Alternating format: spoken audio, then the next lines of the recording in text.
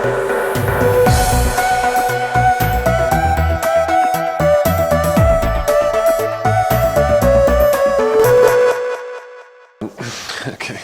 so seeing as time is of the essence, I'm just going to cut to the chase, which is that I want to subvert the title. The title says, you know, academic freedom between the university and the state, and I find it very difficult to talk about academic freedom in isolation from anything else. I know everybody's kind of mentioned that in one way or another, but I can't bring myself to speak about academic freedom as if it should be or could be a privileged site, an immunized site where we can speak freely.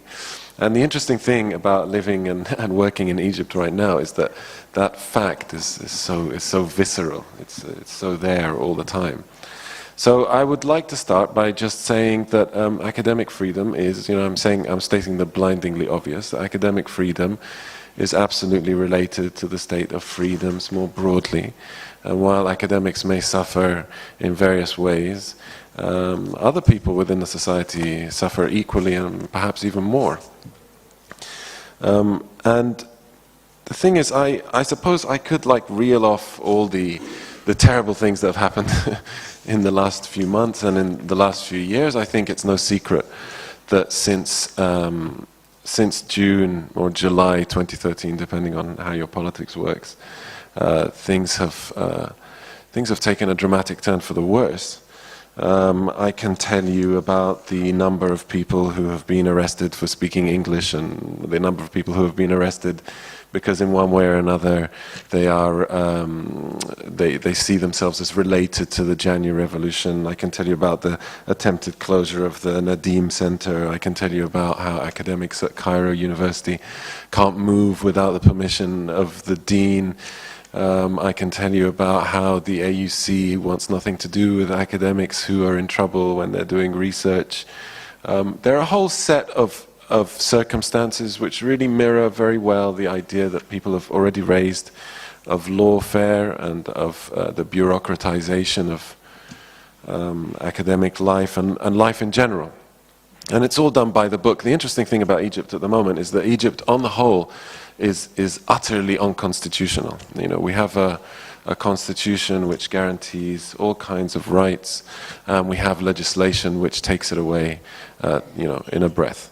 So that kind of like that bigger picture, I don't want to use the remainder of the 15 minutes to go into those kinds of details. I want to instead tell you how I've experienced it myself. Because the paper that I wrote for well, you know, I have a paper which is called "Our Children Are a Threat," and it's essentially about counter-revolution, it's about publicness, and it's about cultural time. And the reason I got around to doing this paper was that I had tried to produce an ethnographic film in 2013, and it failed miserably. Some people may see the failure as being related to academic freedom, but for me it was because of the broader kind of constraining of the public sphere at that time. And essentially what happened was that although I'd set up the research quite well, I'd made contact with people and it was all going absolutely wonderfully. Just before I was going to the field, it was supposed to be in a village or a reasonably sized town in the south of Egypt. My interlocutors called me up and said, "Please don't come. Please don't come. We're worried about what your presence with us will mean, what kind of implications it will have, what kind of questions people will ask." And I remember at the time thinking back to a series of adverts that were put on Egyptian TV in 2012. So I'm going to read you the advert because I think it's emblematic of what's going on. So it's a series of public service announcements that were produced by the military's Morale Affairs Administration and aired on a number of Egyptian television channels in 2012. And in the first one, a young man enters a shisha cafe.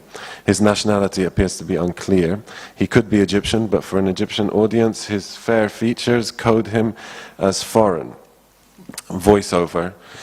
From the outset, he knows why he is here and he has identified his target. right? He will find his way into your heart as if you have known him for a long time. He is able to obtain lots of sensitive information for free. The spy approaches a table where 3 young people sit, 2 females, 1 male. They are welcoming and friendly and invite the spy to join them. One of the females has a kufiya wrapped around her neck to identify her as an activist. And she says, "When I was on the metro, I heard them conspiring against the army." The other says, "We have a cooking gas crisis." The young man says, "We have a huge traffic problem and prices are sky high." The young male, the spy replies, "Really?" in English, right? In this kind of, with this expression of glee on his face. And then the voiceover comes back in and it says, "Who are you complaining to? And why expose the heart of the country to him? You can't confide in just anyone, and you don't know who he is and who is behind him." And the byline of this advert is, "Watch what you say, every word has a price, every word could save the nation."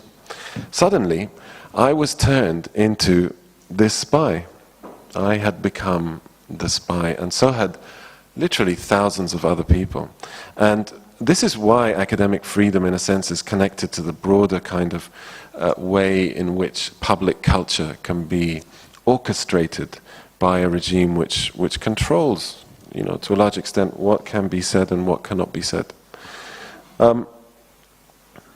I'll give you what I concluded, because I think I have to go straight to conclusions, is that for the Egyptian state, research is a form of 4th-generation espionage. That's how they see research. I have a quote here from the current president, who says the following. He's talking to a group of the literati and intelligentsia, and he says the following: how can I stop my children, and of course he believes that everybody is his child, from being arrested? I'm prepared to accept that they express themselves, even if their opinions at that moment are mistaken. But I want them to be able to express themselves without taking the whole country to collapse with them. If we are to complete the picture, if somebody is targeting Egypt, how will they target Egypt? His answer is, using research and studies that have been taking place for many years. They have reached the very core of our society. They have entered into its nooks and crannies. They have identified its weaknesses and its strengths, and they have started to work on how to exploit the weak points and to sideline the strengths in that society. So essentially, and this is verbatim, so essentially, I don't see that academic freedom is in any way distinct from the broader problem of freedoms in Egypt. And what I see taking place over the last few years is a huge set of constraints on public culture, on what it is possible to say, and what the consequences are. So, as I told you before, as the Constitution guarantees the right of free speech and does not allow anybody to be imprisoned, for example, for publication crimes, people are still put in jail for those reasons. Now, the way that I kind of tried to make sense of all of this was not by looking at academics per se, but by looking at people working in arts and culture or in various other realms. I have 2 more quotes. They're all quotes from 2 people that I interviewed. One of them is called Maryam, and she's a performance arts activist, and she says the following: "If we documented the shit we have to go through every day, it would make you stay in bed. But this is our reality, and we have to deal with it. I personally have no intention of closing today, or tomorrow, or to stop working. I believe that I'm doing the right thing. My only fear, really, is losing the language to be in the same space as others." This is in public. "But legally, khalas. If they decide this time," this is November 2014, "that they want to shut us down, there's nothing I can do. I'm going to cry now. If I'm doing everything that I can, if my paperwork is in order, and if they still want to stop me, fine. They will do that, but I will not do it myself. I will not stop myself from working. This is the conviction that makes us come to work every day, and you have to always ask yourself, am I doing my best? Yes, we are living in an absurd situation, but don't let what's happening to you on the inside stop you. Now, Maryam is not either a protest activist, she is not working, she's working on quite a benign area, she's working on performance arts in public. And for somebody to be, experiencing that level of anxiety just because they produce a form of art, for example, that does not correspond to the state's notion of art, which is, of course, art which is nationalistic and art which is militaristic and so on, is quite disturbing. I have another one, Fatin. Fatin is a campaigner on alternative histories. And she says the following: "We thought we were going to get raided all the time. There was this constant question of whether it's worth it." And she admits, and we're not even front line. Right? It's highly unlikely that it was going to happen, but we still needed to take precautions, to be prepared, to know the number of lawyers, to make sure that we were ready for it. What was constant during this period was insomnia, not being able to eat, being angry with your child. And her question is the unhappiness worth it? Is rotting in jail worth it? Fatin's ostensible crime, of course, was to produce forms of history that challenge state narratives about the preeminence and benevolence of the state's institutions in particular critical events in modern Egyptian history. These might be 2011, it might be 1919, it might be a whole series of things. She was looking at, how popular histories can make sense of things. People working in this third sector spent 2014 and 2015 either shutting up shop, stopping email communications, not being able to work because of this culture of fear.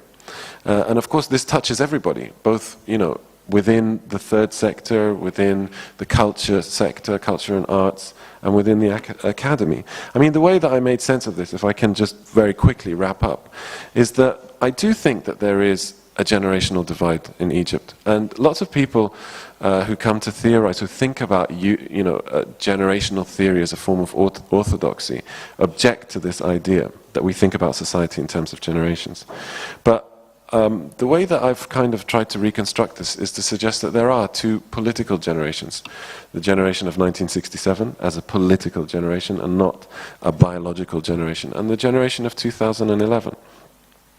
And that those generations may include people from a broad spectrum of age groups, but that they define them through their politics and through their understanding of what constitutes freedom, what constitutes culture, and so on and so forth.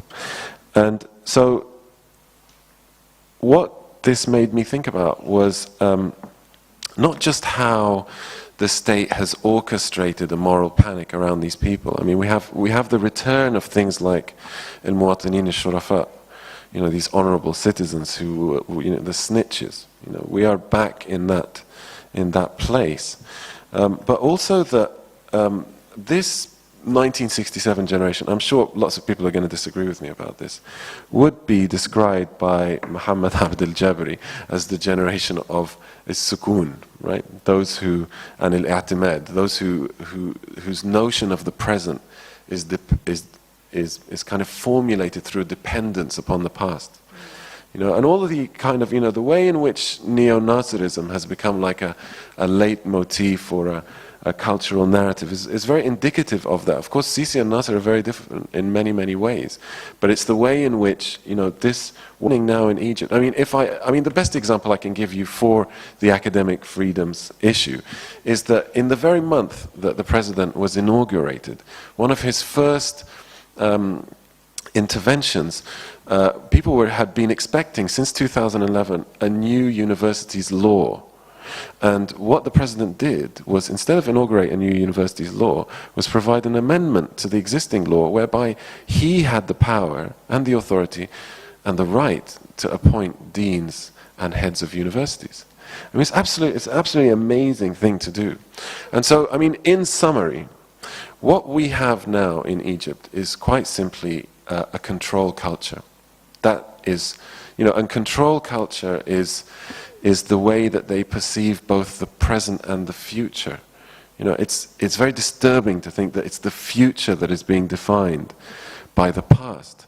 And what this control culture really fears more than anything else is what al-Jabri kind of describes as the motions of transcendence, right, in cultural time.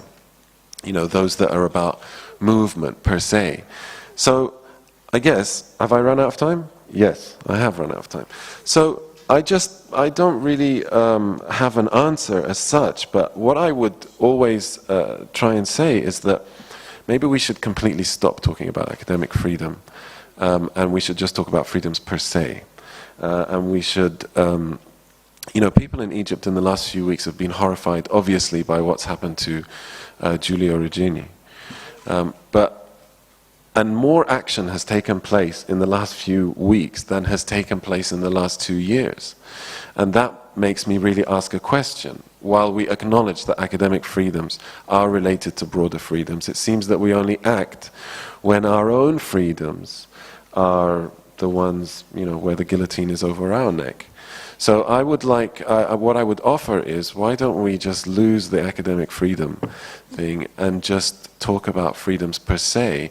And maybe that's a more productive way in which we can connect up beyond the academy. And I think I'll leave it there.